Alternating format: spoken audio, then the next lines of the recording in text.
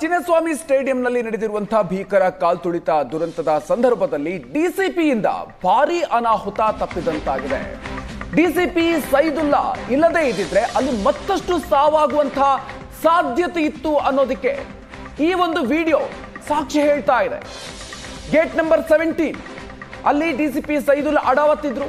ಉತ್ತರ ವಿಭಾಗದ ಡಿಸಿಪಿ ಆಗಿರುವಂತಹ ಸೈದುಲ್ಲಾ ಅವರು ಸಮಯ ಪ್ರಜ್ಞೆಯಿಂದಾಗಿ ಅಲ್ಲಿ ಭಾರಿ ಅನಾಹುತ ತಪ್ಪಿದೆ.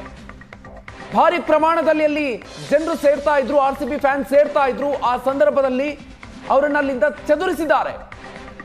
ಜನರನ್ನ ಚದುರಿಸದೇ ಇದ್ದಿದ್ರೆ ಸಾವಿನ ಸಂಖ್ಯೆ ಏರಿಕೆ ಆಗ್ತಾ ಇತ್ತು. 25ರಿಂದ 30 ಮಂದಿ ಅಲ್ಲೇ ಸಾವಿಗೀಡಾಗುವಂತಹ ಸಾಧ್ಯತೆ ಇತ್ತು. ಅಷ್ಟು ಪ್ರಮಾಣದಲ್ಲಿ ಅಲ್ಲಿ ಪರಿಸ್ಥಿತಿ ಪ್ರಕ್ಷುಬ್ಧ ಆಗಿತ್ತು. ಆ ಒಂದು ದೃಶ್ಯವನ್ನ ನೀವು ಗಮನಿಸ್ತಾ ಇದ್ದೀರಿ. ಮಧ್ಯದ ವಿಂಡೋದಲ್ಲಿ ನೀವು ಗಮನಿಸ್ತಾ ಇದ್ದೀರಿ. ಏಕಾಏಕಿಯಾಗಿ ಅಲ್ಲಿ ಜನರು ನುಗ್ಗೋದಿಕ್ಕೆ ಪ್ರಯತ್ನವನ್ನ ಮಾಡ್ತಾರೆ.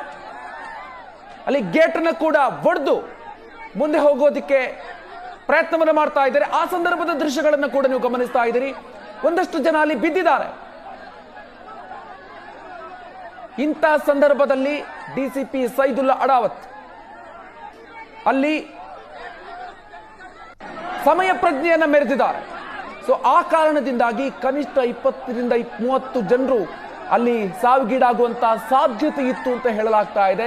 ಡಿಸಿಪಿಯ ಸಮಯ ಪ್ರಜ್ಞೆಯಿಂದಾಗಿ ಇದು ಅಲ್ಲಿ ಆ ಒಂದು ಎಲ್ಲ ಘಟನೆಗಳು ಕೂಡ ಅಲ್ಲಿ ತಪ್ಪಿದೆ. ಸಾಕಷ್ಟು ಸಂಖ್ಯೆಯಲ್ಲಿ ಅಭಿಮಾನಿಗಳು ಅಲ್ಲಿ ಪ್ರಾಣವನ್ನು ಉಳಿಸಿಕೊಳ್ಳೋದಕ್ಕೆ ಸಾಧ್ಯ ಆಗಿದೆ.